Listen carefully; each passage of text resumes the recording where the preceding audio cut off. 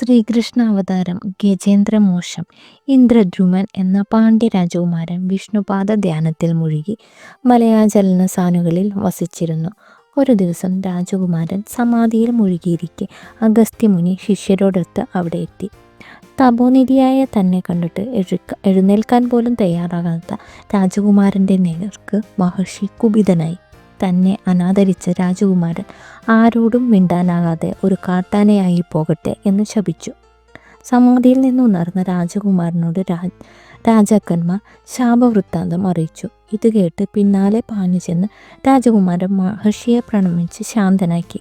സൂക്ഷ്മ വിവരങ്ങളെല്ലാം ഗ്രഹിച്ച മഹർഷി തൻ്റെ ഉള്ളിലുണ്ടായിരുന്ന കോപത്തെ വെടിഞ്ഞ് രാജാവിനോട് ഇപ്രകാരം പറഞ്ഞു: സത്യമറിയാതെ കോപിച്ച് ഞാൻ ചെയ്ത ശാപം ദൈവനിശ്ചയമാണ്.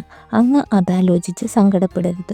കർമ്മദോഷം കൊണ്ട് വന്നനുഭവിച്ച ഈ ദുരന്തം വിഷ്ണുപാദ സേവ കൊണ്ട് മാറുന്നതാണ്. അങ്ങ് ഏതായാലും ആനക്കൂട്ടങ്ങളുമായി ഒന്നിച്ചു നടന്ന് ഭഗവാനെ ധ്യാനിക്കുക. ഒരു ദിവസം ഭഗവാൻ നിന്നിൽ പ്രസാദിച്ച് നിന്നെ തൃക്കൈകൾ കൊണ്ട് തലോടും. അപ്പോൾ നീ ശാപത്തിൽ നിന്ന് മുക്തനായി വരും.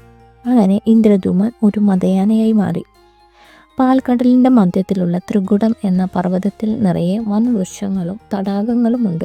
അവിടെയുള്ള മൃഗങ്ങളുടെ ഇടയിൽ കുറേ ആനകളും അവർക്ക് നേതാവായിട്ട് ഒരു കൊലകൊമ്പനും. അവൻ്റെ നേതൃത്വത്തിൽ അവർ സുഖിച്ച് കഴിയുകയാണ്. പിടിയാനകളൊത്ത് ലീലകളാടിയും വെയിലേറ്റും വിവശനായ ഗജേന്ദ്രൻ ത്രികൂടത്തിലെ ദിവ്യ സരസിലിറങ്ങി ദാഹം തീർത്തു. തുമ്പിക്കൈയിൽ വെള്ളമെടുത്ത് പിടിയാനകളെ കുളിപ്പിച്ചു സ്നാനം നടത്തി. വനങ്ങൾ തകർത്തു അങ്ങോട്ടും ഇങ്ങോട്ടും ഓടിപ്പാഞ്ഞു നടന്നും നാട്ടിലിറങ്ങി ആളുകളെ ഭയപ്പെടുത്തിയും ജീവിച്ചു.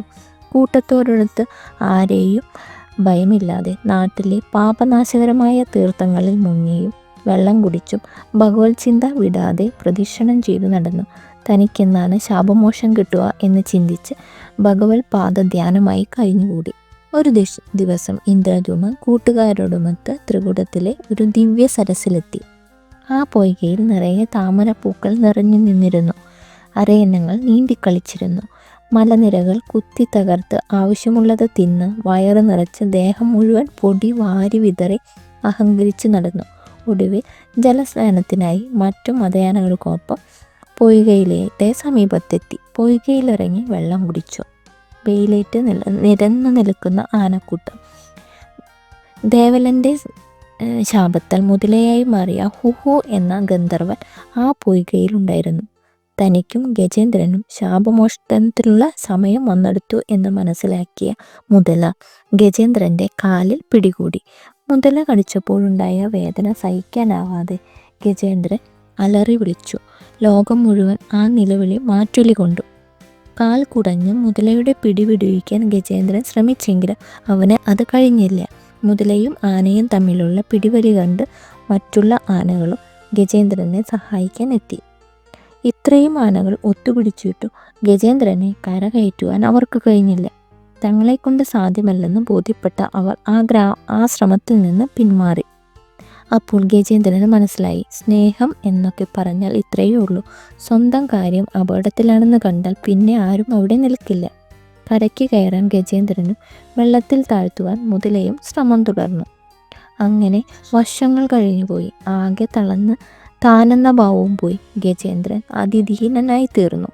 എല്ലാം ഈശ്വരൻ്റെ മായ എന്ന് നിശ്ചയിച്ച് ഭഗവാനെ മനസ്സിൽ ധ്യാനിച്ച് ഭഗവത് നാമങ്ങൾ ജപിച്ചുകൊണ്ട് തൻ്റെ തുമ്പിക്കൈ കൊണ്ട് എത്താവുന്ന പൂക്കളൊക്കെ പറിച്ച് ഭഗവാന് അർച്ചിക്കാൻ തുടങ്ങി. ആനയുടെ തുമ്പിക്കൈയുടെ അഗ്രം മാത്രമേ പുറത്തു കാണാനുണ്ടായിരുന്നുള്ളൂ. മുതലയ്ക്ക് കൂടുതൽ കരുത്തുണ്ടായിരുന്നതുകൊണ്ട് ആന വെള്ളത്തിൽ താന്നു പോയിക്കൊണ്ടേയിരുന്നു. ഗജേന്ദ്രന് അപ്പോൾ തൻ്റെ പൂർവ്വജന്മസ്മൃതി ഉണ്ടായി. ഇനി തന്നെ രക്ഷിക്കാൻ ഭഗവാന് മാത്രമേ കഴിയൂ എന്ന് മനസ്സിലാക്കിയ ഗജേന്ദ്രൻ ഭഗവാനെ പ്രകീർത്തിച്ചുകൊണ്ട് അതിമനോഹരമായ സ്തുതി ചൊല്ലി. ഒടുവിൽ പറയുകയാണ്: ഭഗവാനെ, ഈ ശരീരമാണ് സർവസ്വമെന്ന് ഞാൻ കരുതി. അതിനുശേഷം എൻ്റെ മനസ്സ്, ഭാര്യ, മക്കൾ എന്നിവയിൽ മാത്രം ഒതുങ്ങി നിന്നു. എന്നാൽ എനിക്ക് ഒരാപത്ത് വന്നപ്പോൾ അവർക്കൊന്നും എന്നെ രക്ഷിക്കാൻ കഴിഞ്ഞില്ല. എൻ്റെ ഹൃദയത്തിൽ നിറഞ്ഞിരിക്കുന്ന അവിടുത്തെ ചൈതന്യത്തിന് മാത്രമേ എന്നെ രക്ഷിക്കാൻ കഴിയൂ. അങ്ങയെ സ്മരിക്കാൻ ഞാൻ വിട്ടുപോയി. ജ്ഞാനസ്വരൂപനായ ഭഗവാനെ, ഞാൻ അങ്ങയെ സ്മരിക്കുന്നു. അവിടുത്തെ അനുഗ്രഹം കൊണ്ടാണ് ഞാൻ ഇനി ശരീരവുമായി നടക്കുന്നതെന്ന സത്യം ഞാൻ മറന്നുപോയി. എന്നെ അനുഗ്രഹിച്ചാലും. ഗജേന്ദ്രൻ ഇത്രയും പറഞ്ഞു നോക്കിയപ്പോൾ ഭക്തവത്സനായ ഭഗവാൻ ഗരുഡാരൂഢനായി ഗജേന്ദ്രൻ്റെ മുന്നിൽ ആവിർഭവിച്ചു.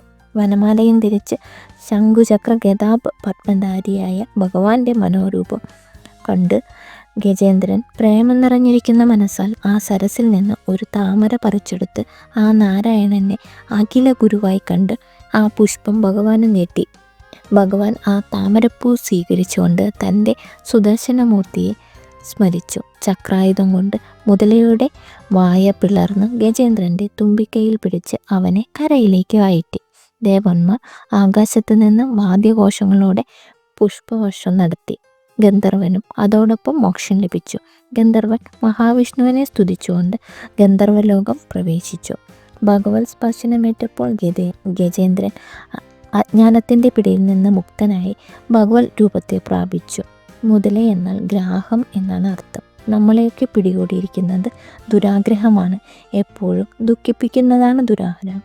ആരാണോ നമ്മളെ നമ്മളാക്കുന്നത് ആ ഭഗവാനെ നമ്മൾ ഗ്രഹിച്ചു കഴിഞ്ഞാൽ പിന്നെ നമുക്ക് ദുഃഖിക്കേണ്ടി വരില്ല.